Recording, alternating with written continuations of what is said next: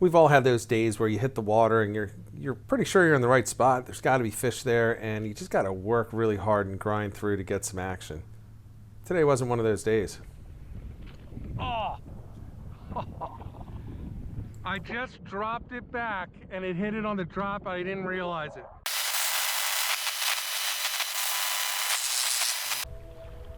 Now this is a trip where I went out with my buddy John, and he found a place that he wanted to try out and sent me a picture of the maps, and man, I was instantly into it. It looked like it would be great, especially for the conditions and tides on the day that we were going to be going over a holiday weekend.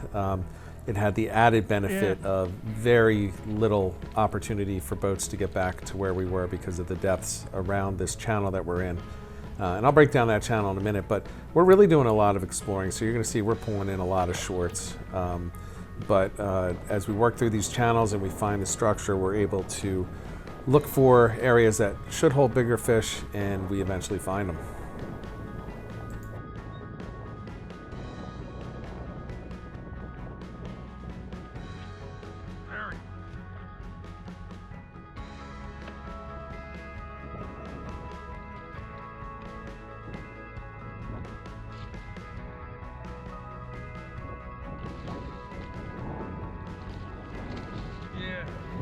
Get it in the net. I'm not used to the short net.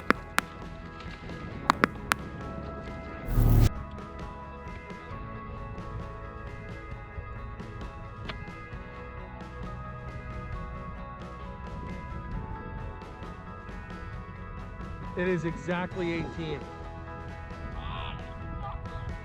It's exactly 18.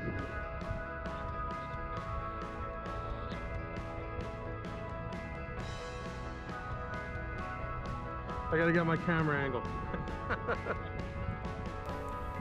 So I have a decent one in the box, and I'm happy with that. Gonna have that for some dinner coming up later.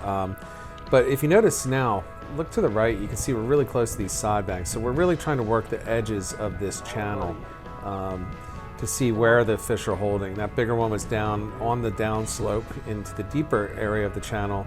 And then as I come up to work the upper part, I start hitting these really little guys. Big as my hand. So I let the drift take me out further into the channel. You can see the side banks are now further off in the distance, and now I'm hooking into something good, and I'm really happy because this is a brand new rod that John, who I'm fishing with, made for me. So custom rod, and it's just beautiful.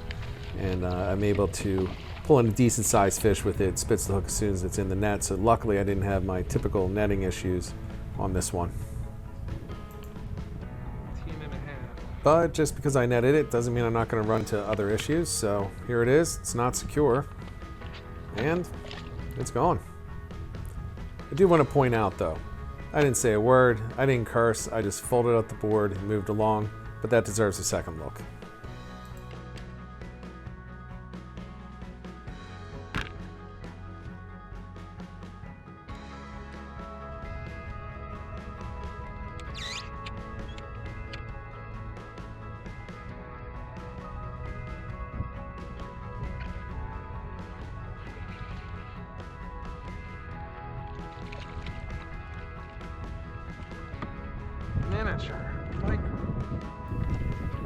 We are still picking through these tiny guys along the edges of the channels, but they're right in close to where the bigger fish are. Look at the size of this thing. So we just got to keep hitting those spots and pounding the area looking for something bigger. And at about this time, John yells out, he's a little bit further up the channel, and he's coming down. He's got a nice keeper size flounder, over 18 inches, and I have the ice bag on my boat, so just going to toss it over to me. I'm going to put it on ice, and we're going to figure out where we're going to head next. And we ultimately come up with just a different area or a different section of this channel, a little bit closer to where he was, up north of me, and we're just going to try to hit that area for a little bit. Look at this.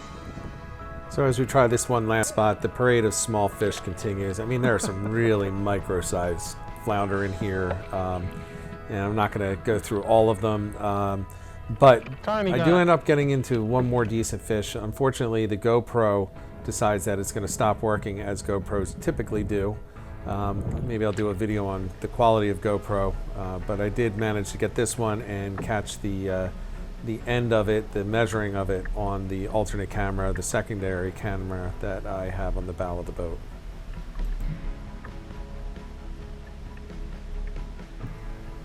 So this one's going to come in at 18, so it's keeper size in New Jersey. But let me jump in 30 seconds and show you the spots that we fished and why we fished it, and then we'll hit some underwater video. So here's the location. Here's the channel, and you can see right up here on the sides is really where we were catching most of the fish. It was on this side over here, which ended up being the wind-blown side of the channel, and it was really fishing those ledges. Now, the more shallower we were up in this section up here, the smaller the fish, and typically right down on this ledge, right down to the bottom, there were the bigger ones. Now, we did also pick up a bigger one right within the middle, within this flat area. So they can be found anywhere, but most of the action was along the edges.